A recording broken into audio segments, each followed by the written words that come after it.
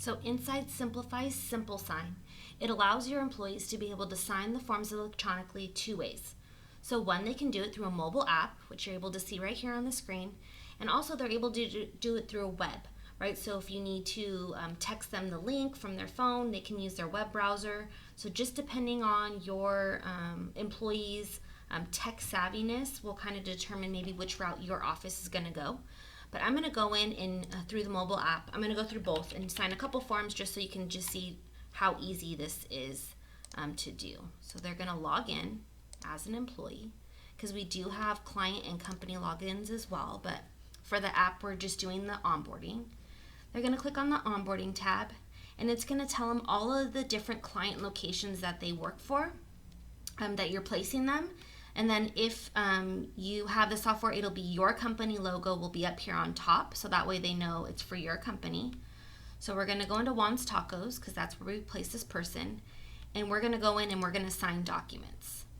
So as you can see, 3 are already approved. There's 13 pending, so we're at a 19% completion rate, which you're also seeing here on the web app. So let's go to the W-4, and when we do this, it's going to populate some of the information, right? So you are only having to fill out the items that are not already in your profile, right? So are you single or married, filing separately? So I'm going to say head of household. If you are exempt, then you're able to hit the exempt button. Multiple jobs withheld, so I'm going to click on that. And then this is where it does the dependent part, right? So I know a lot of people are still filling this part out incorrectly.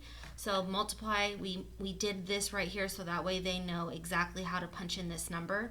So I'm going to say I have one child or dependent under the age of 17, and I have another dependent who's over that age. And then if there's any other deductions, then they can throw those numbers in here. So I'm just going to say 5, so that way we have numbers in here for you to see, right? And then proceed for signature, right? You're going to see it pre-populates all of your information. So if they're on their mobile app, you will see it shows their social, it shows their first name, their last name, their address. Because remember, they fill out all of this information when they apply online in the early stages for your agency. So it's already pre-populating that information, and then it's plugging in everything they filled out. They're going to verify, and I'm just going to type Amanda Chavez, right, and hit submit. And now that form's complete. Okay, so we also include the there's several pamphlets that are mandated, at least here for California, so like the California paid sick leave. But let's go to sexual harassment pamphlet. So you'll see this is the state's pamphlet for it. They can verify that they got the form, they're signing it,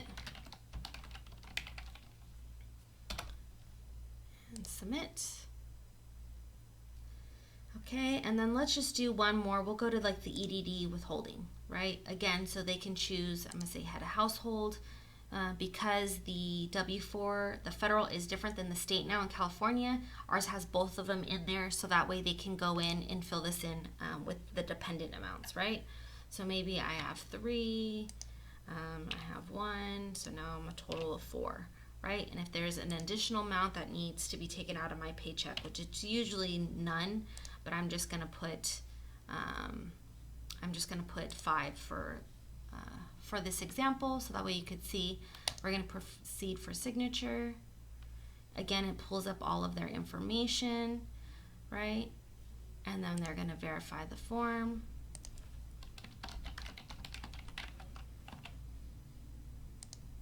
Shows it much smaller when I'm showing it on the computer for you guys, my screen, but obviously you know they're able to zoom in and they can see all of that information as well. So I'm now going to go on to the web section over here, so that way you could see what it's like for them. So I'm going to refresh my page, and now you're going to say there's 38%. These are still all the forms that need to be signed. So let's go ahead and let's go to the EEOC, right? Let's do EEOC, right? So basically they're able to view the form, and we're going to go to the onboarding. When we click on what client company they're working for, it's going to bring up again this list of forms. So sorry, again, we're going to click on the EEOC. So this shows them the form. This is where they fill out. So we're going to look at the EEOC form. Again, it shows them what it's gonna, what the form looks like. And then when they click on verify with signature, it's gonna populate. So am I female, Hispanic? So again, from our web application, they already filled that information out. So it's pulling it in here. That way, if they need to change it, they can. If not, it's already in there. They proceed for signature, and then they type it in. Let's go notice to employee. So notice to employee, so this is a standard form that pulls in the information. So their name, the date of when they're gonna start. It would have your company as the agency that's hiring them, right? The address, what your phone number is, what client company that you're sending them to, what their pay rate is, and all of this information. When they get paid on Fridays, whatever work comp carrier will have, it'll automatically be pre-populated in here. Depending on what your sick leave formula is, it would be populated in here. And so now they're just going to go in and sign this form, right? So all of this information is pre-populated from our job order.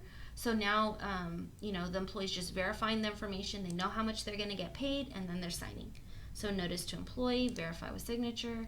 So they viewed the form, and now they're just going to go in and sign. Okay. Let's do 2 more. We'll just do the direct deposit form. So if we click on the direct deposit form, you'll see, again, it populates your agency. It's going to say their information.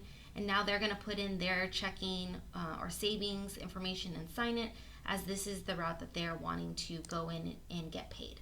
So let's go into direct deposit form, right? So it's going to be a checking, bank name, Bank of America, routing 250, account number. And what this does, so I need to, right? And I want 100% of my check to go there. And I'm going to proceed for signature. By doing it this way, we have an export that'll automatically pull the direct deposit information for you to send to whoever's processing your payroll. That way you guys aren't having to type in what they send you, accidentally transpose one of the account numbers incorrectly. They say they didn't get their money.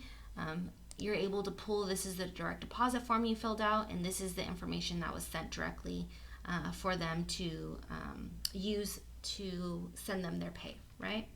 The last form I'll kind of go over is the I-9 form, right? So this was a common one that needed to be filled out as well. So it pre-populates, again, name, address, social, date of birth, and their email if they have it, right? And now they're filling out their section. And inside our portal, it allows you to go in and fill out the employer section as well. So let me get in here and let's go proceed with signature. So you're going to go ahead and pick what are you, one of these things, one of these categories, and then if you're option 3 or 4, then it's asking you to fill out the information down here. So let's say I'm a U.S. citizen, and then I did not use a preparer or translator. If they did, then it'll bring down who filled it in for them, so that way they can populate that section. They're going to proceed with signature.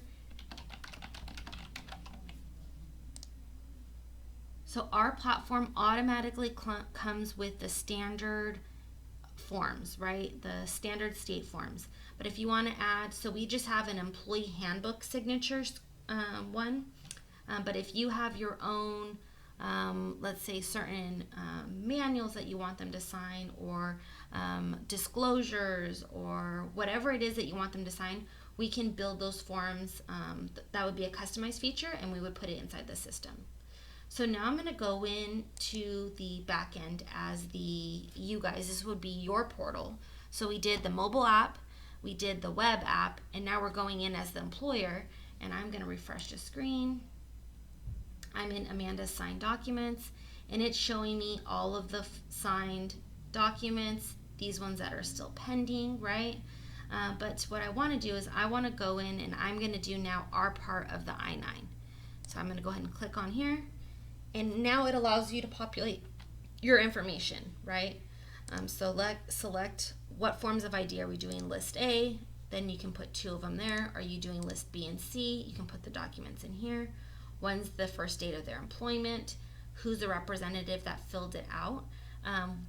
We can also pre-populate this to automatically put your company name and address if that's something that you want, right? And then you're able to add your signature. So I can say Jessica Blunt. Right.